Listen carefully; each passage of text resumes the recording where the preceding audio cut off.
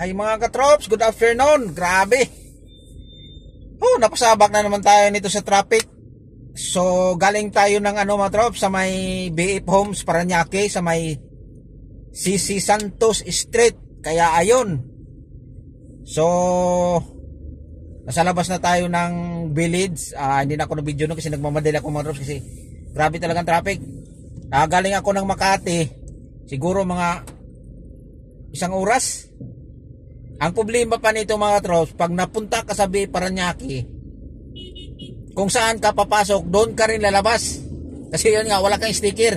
Kasi maraming tagusan kasi dito sa BF Homes mga trops. Kaya ayun, umikot na naman ako mga trops kasi pupunta pa ako ng Alabang. May pipick upin ako doon. Diyan banda sa may town center. Umikot na naman ako ulit mga trops. Kaya ganun, naabutan tayo ng ganitong oras sa traffic yung inukutan ko. Kasi wala tayong sticker ng BF Homes. Maganda sana kung mayroon tayong sticker. So medyo okay lang kasi hindi na tayo babalik sa dinaanan natin.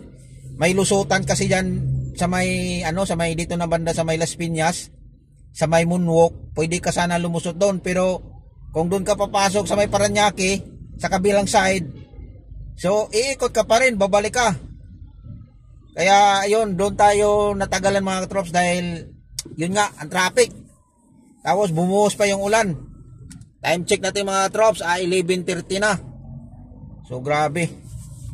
Ang hirap talaga pag walang sticker. Pero yun nga, hindi naman tayo laging pumupunta dyan sa BF Homes. Kaya wala rin, sayang din kung sakaling mayroong sticker. Hindi naman magagamit. Okay lang sana kung libre. Magbabayad ka pa. Di ko lang alam mga katrops kung magkano yung nila, magkano yung bayad ng sticker nila.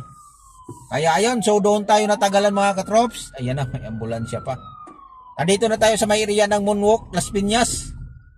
So ito mga katrops, nakita nyo naman mga katrops, grabe ang sobrang traffic. So dahil siguro dito lang mga katrops, dahil palengke. Ayan mga katrops, sa gilid yan mga katrops, palengke, parang talipap pa. Tapos bumuhos pa yun lang, dami mga gulay mga katrops. Pariwa pa yung mga gulay nila, mga sayote, may mga isda. Ayan mga trops, grabe. Yung iba yan, nahulog na yung kalabasa. May pa, dumating. Sana dito lang yung traffic mga trops, pero malamang to mga trops hanggang SM to mga trops, dahil dito yun SM, ang tawag to, SM Moonwalk ba o SM Las Piñas. Kaya ayan, grabe lakas na naman ang ulan mga katrops. Kagabi din, ganun din. So napakahirap talaga magbiyahe pag mga ganito, malakas yung ulan. At saka traffic. Grabe.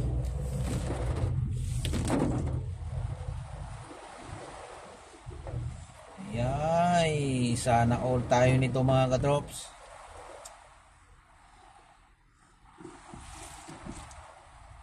Bilis, bilis, bilis dahil pinaggupa tayo ng traffic. Nababasa na rin yung nagtatraffic mga katrops kasi yung raincoat niya wala din. So baka siguro maligo lang siguro. Basa na yun Lang basa yung nagtatraffic. Ayan, Colors Town Center. Yan pala yung building niyan mga katrops. Kaya tinawag na Colors. Kasi colors na mga katrops. Sipin mo na traffic mga katrops. So magkabilaan yan mga katrops. Papakita ko sa inyo Yan. Yan yung kasalubong natin mga katrops. Papunta yan ng doon sa may Terminal 1 Parañaque. Ayan. So papunta ng Mulubisya. Pasay. Doon na yung banda mga katrops, Baclaran. So papunta tayo ng Alabang dahil mayroon tayong pipick upin. Mayroon tayong pipick upin yung hinatid natin sa Sabado. Dito sa may bandang sa gilid ng Daang Hari sa may Honda. Kung may doon, doon pipick upin natin. Kaya lang iikot pa tayo nito dahil one way to So ayan, so nandito na tayo sa mall.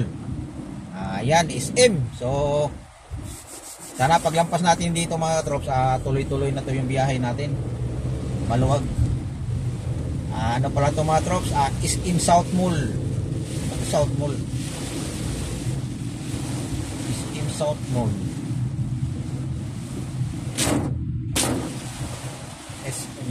laki din pala yung ano nila dito. Ayan, medyo maluwag yung mga trops.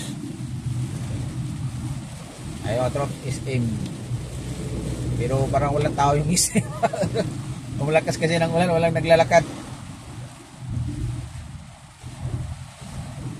Yan, so medyo maganda-ganda. Sana tuloy-tuloy na to. Kahit ganito lang, huwag sanang mabagal. Si sobrang traffic. Tawid! Tawid na natin mga trops kasi umuulan. Minsan naman pagbigyan natin yun pag mga ganito. Pag may tumatawid, pagbigyan na lang natin mga trops dahil umuulan kahit malayo pa sila. Tawirin na lang natin. Binlakas ng ulan mga katrops. Ayan, sus, tanghali na mga trops. Time check, 11:70 na mga trops. Pwede na sana tayong kumain, kaya lang mayroon pa tayong dadaanan. Yung dinap natin nung Sabado. Binlakas ng ulan, no? Sus. Ano ba yan? Grabe.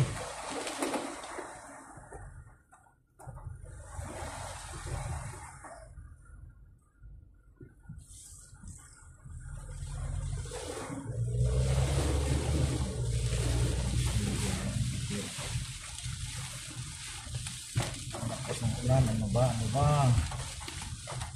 Sobrang traffic.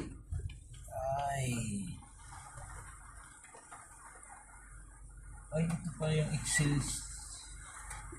Bago itong hotel na.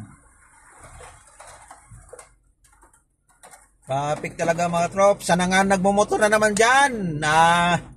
Ayan, konting ingat-ingat. O ingat na lang talaga dahil mahirap.